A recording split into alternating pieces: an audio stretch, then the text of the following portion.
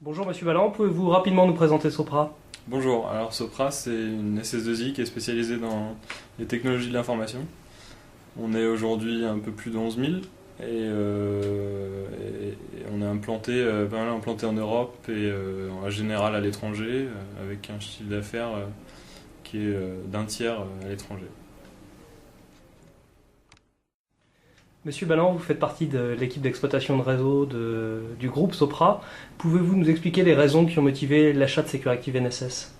Alors, quand on a choisi d'acheter, on a choisi la solution Securactive, on cherchait une sonde réseau qui était simple d'utilisation d'abord et surtout simple d'exploitation parce que on n'a pas spécialement le temps de s'occuper de la mise en place d'un tel outil.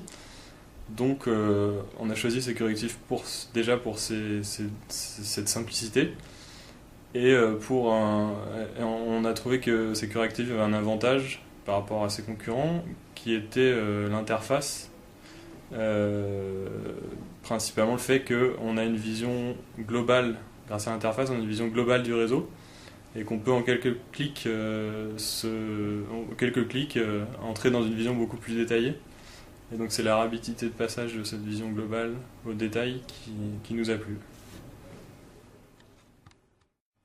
Pouvez-vous nous expliquer comment vous utilisez Securactive aujourd'hui? Alors aujourd'hui, au sein de Sopra, on a une utilisation assez ponctuelle de la sonde, puisque elle va servir en tant qu'audit sur les sites sur lesquels on constate des dysfonctionnements réseau. Ça peut être des lenteurs, généralement des lenteurs, donc là ça sera identifié si c'est un poste qui cause des lenteurs, par exemple sur du trafic web, ça sera identifié s'il y a un poste qui a beaucoup plus de trafic que les autres, ou si c'est un lien avec un client, donc à ce moment-là, ça serait plutôt pour redimensionner la ligne entre Sopra et le client. Ça peut avoir des utilisations comment dire, encore plus inhabituelles en fait, je dirais. Par exemple, si on a parce qu'on a forcément, comme dans beaucoup de sociétés, des comptes internet.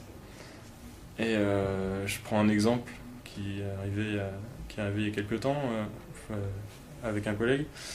Donc il y avait une personne qui avait son compte bloqué alors qu'il n'utilisait jamais internet, et on s'est aperçu que en fait c'était une autre personne qui utilisait les comptes des gens, en voyant qu'il y avait beaucoup de trafic à partir de cette personne. Après on a tracé grâce au proxy que c'était une autre personne qui utilisait le lien. Donc ça peut, c'est une fonction d'audit, donc en cas de dysfonctionnement globalement.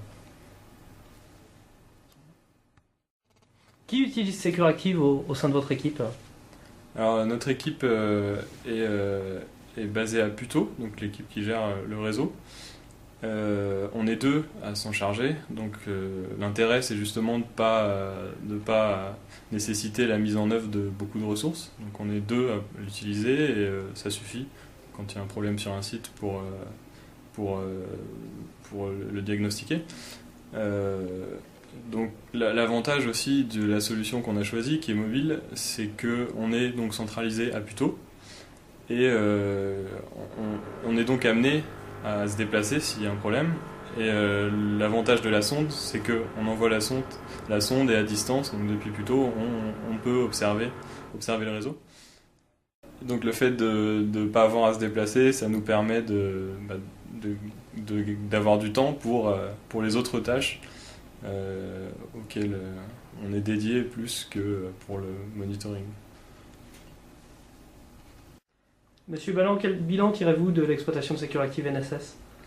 Donc on utilise la sonde depuis bientôt 2 ans. On s'en sert pour l'instant très ponctuellement, mais on envisage de passer à un modèle fixe, donc qui serait sur notre site central, pour une utilisation plus régulière.